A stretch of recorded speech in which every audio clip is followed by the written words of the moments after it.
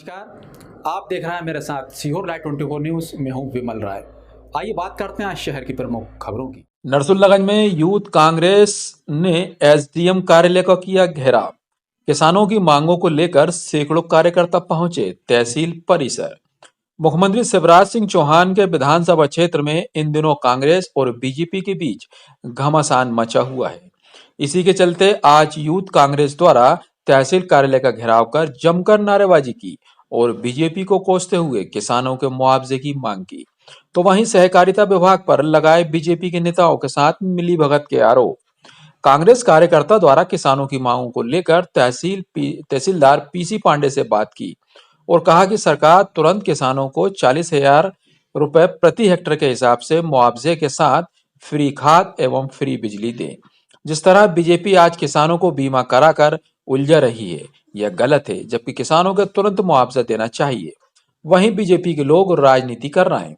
जब मध्य प्रदेश में कमलनाथ की कांग्रेस सरकार थी तो मुख्यमंत्री शिवराज सिंह चौहान नरसुल्लागंज तहसील का घेराव कर दाल बाटी सेकने का काम कर रहे थे, लेकिन अब 40,000 प्रति एकड़ के हिसाब से किसानों के लिए मुआवजा मांग रहे थे। और आज जब सत्ता में बीजेपी की सरकार है तो मुख्यमंत्री शिवराज सिंह चौहान अपने विधानसभा क्षेत्र से गायब हैं और उनके बीजेपी नेता किसानों की फसलों पर भी राजनीति करते हुए खेतों में सेल्फी लेने का काम कर रहे हैं, जो निंदनीय है।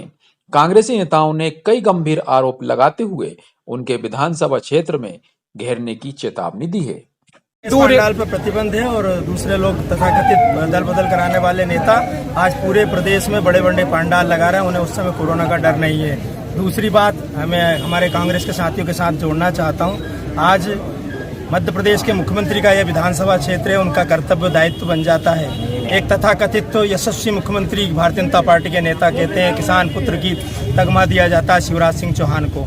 लगातार वे, उनकी पत्नी, उनके बेटे मुख्यमंत्री के विधानसभा क्षेत्र में आते रहे। आज पीड़ा की, संकट की, परेशानी की, किसानों की इस घड़ी में आज वो चैन से मुख्यमंत्री निवास में तीनों पिता, पुत्र और बेटे सोए हुए हैं। किसान हलाहाल है, परेशान है। भारतीय जनता पार्टी का जिला अध्यक्ष ग्रुप में हरियाली के साथ किसानों की फोटो, किसानों के साथ सेल्फी ले रहा है। इसकी कांग्रेस पार्टी घोर निंदा करती है। आज सबसे समुचित अगर कोई सबसे बड़ी कोई आवश्यकता बन जाती है तो वो आवश्यकता बन जाती है कि किसान को रबी के सीजन में, अभी तो सोयाबीन काटने की तकलीफें हो जाएगी, रबी के सीजन में किसानों को समुचित बीज उपलब्ध कराया जाए, किसानों की कर्ज माफी रोकी जाए, किसानों की बैंक और बिजली की वसूली रोकी जाए, इसके पश्चात खाद की उपलब्धता कराई जाए। क्योंकि सहकारिता के बहुत बड़े यहाँ पर जालसाज और सहकारिता के बहुत बड़े यहाँ पर तानाशाह डाकू लोग यहाँ पर बैठे हुए हैं जिनका सहकारिता पर कब्जा है। वो बड़े व्यापक पैमाने पर भारतीय जनता पार्टी के नेताओं के यहाँ यूरिया के ट्रक उतरवा देते हैं और किसान एक बोरी के लिए लाइन में लगा रहता है। अब भारतीय जनता पार्टी की सरकार की ये तथाकथित नीतियों के खिलाफ कांग्रेस का एक एक कार्यकर्ता सड़कों पर आएगा, लड़ाई लड़ेगा। अब ये लड़ाई आम आदमी की और कांग्रेस पार्टी की लड़ाई हो गई है। हम इसके लिए आखिरी दौर तक लड़ते रहेंगे। बिजली के नोटिस शासन प्रशासन से जवाबदारी तय की जाए। जवाबदारी ऐसी कि आज आप किसान का बीमा कर रहे हो, मरी हुई फसल का बीमा कैसे हो सकता है? हमारा सरकार से सवाल है सीधा कि मरी हुई फसल का कैसे बीमा हो सकता है? सरकार का कहना हम बीमा, हमने बोला कि आप बताइए फसल में कितना नुकसान हुआ।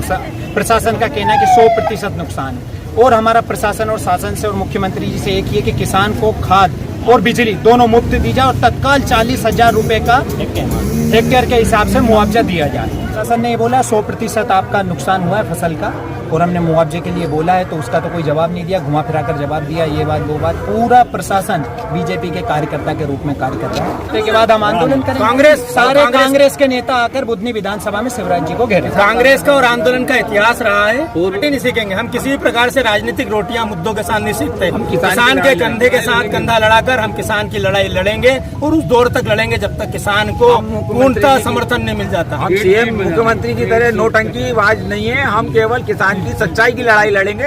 हम नोटंकी नहीं करेंगे। हम हक की लड़ाई किसानों की लड़ेंगे और दिखावा नहीं, हम सच्चाई की लड़ाई और फिर से सरकार में आएंगे और किसानों का कर्जा पूरी तरीके से नहीं। और नंबर दूसरी बात, जब देश का प्रधानमंत्री कह रहा है कि आत्मनिर्भर बनो, तो हम तो आत्मनिर्भर है। हम शासन से नहीं लेंगे पैसा। अगर हमें कोरोना होगा तो क्यों लेंगे? क्या कोई दूसरा 1 मिनट 3 जिलों की 108 को लगाया फोन, तब जाकर उम्मीद की किरण जागी, फिर भी समय पर नहीं मिली।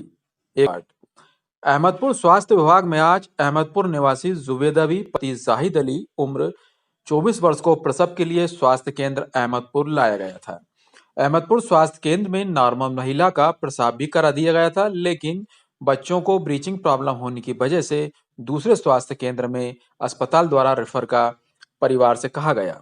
परिवार मेहनत मजदूरी करता है और परिवार की हालत भी काफी ठीक नहीं है। दूसरी समस्या यह भी थी कि स्वास्थ्य विभाग के कर्मचारियों का कहना है कि बिना ऑक्सीजन के बच्चों को भेजा नहीं जा सकता। वहीं परिजन और स्वास्थ्य विभाग के कर्मचारी ने 108 बुलाने के लिए सीहोर जिले के श्यामपुर, अहमदपुर और भोपाल जिले के परवलिया बेरसिया फोन लगाया। फोन लगाने पर एक ही जवाब मिला कि गाड़ी अभी उपलब्ध नहीं है। तब कहीं जाकर उम्मीद की किरण जागी। राजगढ़ जिले की कुराबार 108 मिलने का कहा गया, लेकिन इस सब घटनाक्रम में लगभग 2 से 3 घंटे परिजन और स्वास्थ्य विभाग के कर्मचारी परेशान होते रहे, जिसने 108 के तमाम उन दावों की पोल खोल दी जो 108 के द्वारा बताए जाते हैं। किसको लेके आए थे? जुलेन को। क्या नाम है उनका? जुबेदा। तो क्या डिलीवरी हो गई क्या यहाँ? डिलीवरी हो गई 4:40 तो अब क्या दिक्कत आ रही है? अब ये दिक्कत आ रही है, बता रहे हैं बच्चा सीरियस है, सांस लेने में दिक्कत हो रही है, रो नहीं रहा है और इसको रेफ़र करेंगे। तो कहाँ रेफ़र करा है? तो सीहोर का जहाँ आपका कह दो कर ले वहाँ रेफ़र कर देते हैं। तो इसको ले जाने की ज़रूरत कैसे ले जा रहे हैं आप? सीहोर का कह रहे हैं, मैं कहा गाड़ी बुलवा लीजिए, कह रहे हैं गाड़ी कहीं भी नहीं है, सब जगह कर ले, मैंने ट्राई कर। क्या बच्चे को ऑक्सीजन की ज़रूरत है क्या? हाँ, ऑक्सीजन की ज़रूरत है। आपने 108 को फ़ोन लगाया था? मैंने 108 को, फिर जब परेशान हो गया गाड़ी, मैंने भी तलाश करी, जब गाड़ी नहीं मिली तो फिर वापस आया। फिर मैंने एक जगह फ़ोन लगाया था, बेचारा वो गाड़ी लेकर भी आ गया था। जी जी। तो कह लेंगे इसको ऑक्सीजन की ज़रूरत है बच्चे को। मतलब कुल मिला के ये है कि 108 आपको नहीं मिल पाई हो, बच्चों को बिना ऑक्सीजन के आप यहाँ से नहीं ले जा सकते हैं। नहीं ले सकते, वो कह रही हैं। क्या नाम है आपका? किस पद पे कार्यरत है यहाँ? मैं यहाँ सिस्टर हूँ। ये अभी जो मामला आया है डिलीवरी को लेके, बच्चा सीरियस है, उसको ऑक्सीजन की ज़रूरत है और आप लोगों ने सीहोर रेफ़र किया है, तो यहाँ समस्या क्या आ रही है बच्चों को भेजने में? थोड़ा गाड़ी की व्यवस्था नहीं हो पा रही। तो आपने 108 कहाँ बात की? सर मैंने तो 108 में कॉल किया था, तो अहमदपुर की गाड़ी भी खाली नहीं थी, लोकेशन श्यामपुर भी खाली नहीं था, ये उन लोगों ने बैरसिया वालों से बात कराया तो वहाँ भी नहीं खाली थी। तो लगभग गाड़ी के लिए आप लोगों को और अटेंडर को इंतज़ार करते करते कितना समय हो गया? सर मैंने कॉल किया है 5 बजे। 5 बजे 40 पे डिलीवरी हुई है, आधे घंटे बाद मैंने कॉल किया है। यानी लगभग अपन ये मान लेंगे 2 से 3 घंटे हो गए, 108 अभी तक अटेंडर को नहीं मिल पाई है। बिना 108 क्या यहाँ से बच्चा अपन रेफर नहीं कर? सर उन्होंने प्राइवेट गाड़ी भी लाई, लेकिन बच्चों को ऑक्सीजन की ज़रूरत है, बगैर ऑक्सीजन के बच्चा जाएगा ही नहीं। ठीक है, थैंक यू। हमारी और भी खबरें देखने के लिए आप हमारे YouTube चैनल को ज्वाइन करें, साथ ही आप हमारे YouTube चैनल को सब्सक्राइब करें और साथ में आए बेल आइकन को दबाएं ताकि हर खबर सबसे पहले आप तक पहुंच सके। खबरों में भी इतना ही। आप बने रहिए सीहोर लाइव 24 न्यूज़ के साथ। नमस्कार।